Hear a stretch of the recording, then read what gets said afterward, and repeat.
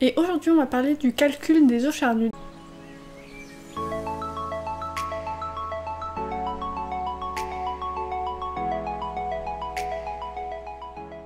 Bonjour et bienvenue sur The Little Carnivore. On se retrouve aujourd'hui pour parler d'alimentation crue. Et aujourd'hui on va parler du calcul des os charnus. Donc comme c'était promis dans la précédente vidéo où je vous ai rapidement présenté qu'il y avait deux méthodes pour déterminer la quantité d'os charnus dans l'alimentation crue. Aujourd'hui on ne va pas parler de quel os charnu donner à votre chat, on va vraiment parler que des quantités. Pour quel os charnu vous pouvez donner à votre chat, j'ai déjà fait une vidéo dont je vais vous mettre le lien dans le petit i. La première méthode est celle qui se retrouve le plus sur les sites anglophones et qui se trouve peu en France. C'est la méthode où on prend en compte les os purs, c'est-à-dire les os sans la viande autour. Dans cette méthode-là, on donne entre 6 à 10% d'os purs, c'est-à-dire d'os sans la viande autour. On va prendre l'exemple du cou de poulet. Par exemple, un cou de poulet se compose de 36% d'os et de 64% de viande. Comme vous avez le cou de poulet, vous voyez bien qu'il y a les vertèbres et tout autour, il y a de la viande. Donc ça c'est le premier élément dont vous avez besoin. Vous avez besoin du pourcentage d'os dans votre os charnu. Ensuite, vous devez savoir quelle est la ration quotidienne de votre chat. Pour savoir la quantité totale, ça sera dans un autre article. Mais disons que votre chat, il a une ration de 100 grammes par jour. Donc dans la journée, il mange 100 grammes de viande, d'abats, os charnus, etc. Et vous savez que votre chat a besoin entre 6 et 10% d'os purs. Vous avez un chat qui mange 100 grammes par jour et il a besoin de 6 à 10% d'os. Là, vous faites le calcul 100 fois 6%, ça revient à 6 grammes d'os. Donc il faut que votre chat mange 6 grammes d'os par jour. Et il faut donc que les 36% d'os purs de cou de canard atteignent les 6 grammes d'os. Et comment on va faire pour obtenir la quantité d'os charnus, c'est-à-dire de coups de poulet dans notre cas? On va multiplier 100 fois 6 divisé par 36. Et donc 100 fois 6 divisé par 36, ça fait 17 grammes. Il faut donc 17 grammes de cou de poulet dans la ration quotidienne de votre chat. Et donc la formule pour calculer la quantité d'os charnus, donc quantité d'os charnus égale quantité de la ration de votre chat fois le pourcentage divisé par la quantité d'os dans l'os charnu. L'avantage de cette méthode, c'est qu'elle est plutôt précise par rapport à la méthode qu'on va voir ensuite. Le désavantage, c'est qu'il faut savoir la quantité d'os pur dans un os charnu. Donc il faut savoir que dans le cou de poulet, il y a 36% d'os, il faut savoir quel est le pourcentage d'os pur dans une cuisse de caille, dans une aile de poulet, etc. Et ça, c'est des valeurs qui peuvent être un peu difficiles à trouver. Je vais vous mettre dans la barre d'infos des liens vers des sites qui donnent ces pourcentages d'os charnus. Donc voilà pour la première méthode. Ensuite, pour la deuxième méthode, qui est nettement plus simple et qui se trouve principalement sur les sites français, ça va être la méthode des os charnus. Donc là, on oublie toute l'histoire d'os purs, et ce qu'on va dire, c'est qu'il faut juste 30% d'os charnus, c'est tout. Donc si votre chat, il mange 100 grammes d'os par jour, on fait 100 grammes fois 30%, ce qui revient à 30 grammes d'os charnus par jour.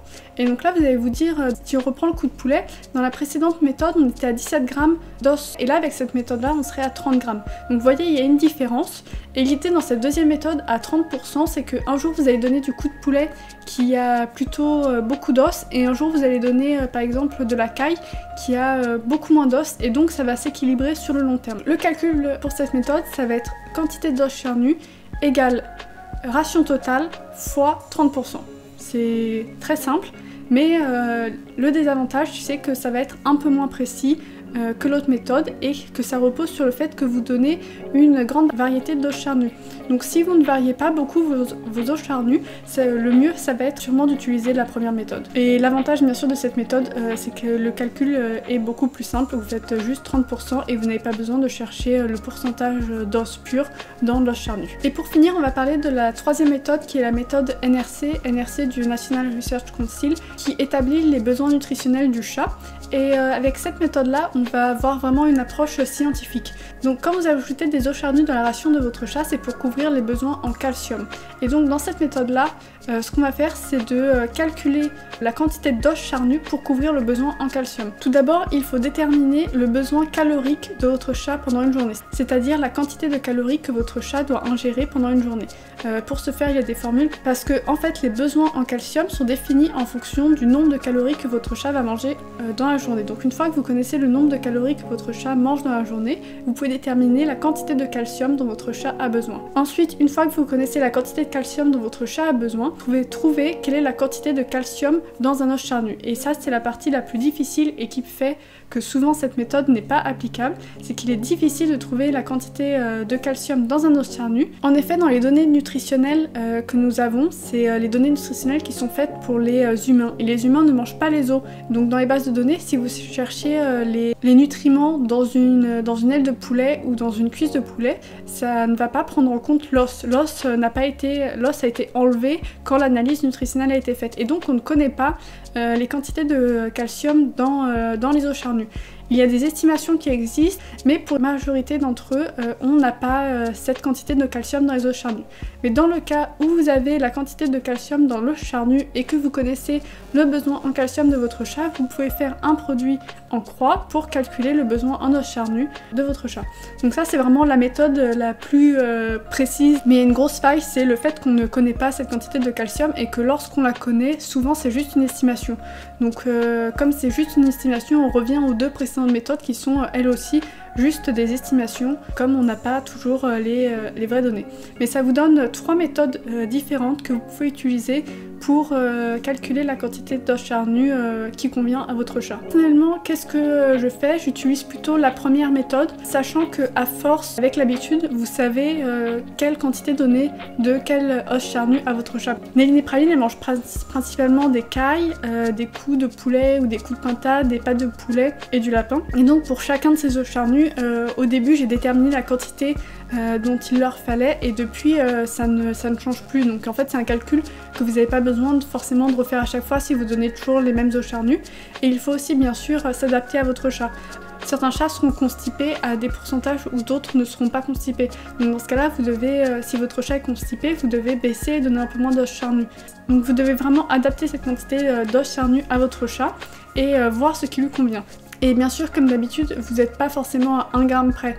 Si votre cuisse de caille elle fait 25 grammes et qu'il faut 30 grammes d'os charnus, vous amusez pas à découper 5 grammes de la cuisse de caille. Vous donnez juste la cuisse de caille de 25 grammes à la place des 30 grammes. C'est pas grave. Demain, vous aurez peut-être une cuisse de caille qui fera 35 grammes à la place de 30 grammes. Donc ça sera pas la fin du monde. Voilà pour les os charnus. J'espère que ça va vous aider si vous commencez le cru et que vous vous posez la question de comment calculer la quantité d'os charnus. Bien sûr, je vous mets aussi le lien vers mon article dans lequel je détaille aussi tous ces calculs. Si cette vidéo vous a plu, n'hésitez pas à vous abonner, à mettre un like, ça fait toujours très plaisir. Et on se retrouve très rapidement sur The Little Carnivore pour une prochaine vidéo sur l'alimentation crue. A bientôt. Néline! Néline! Néline!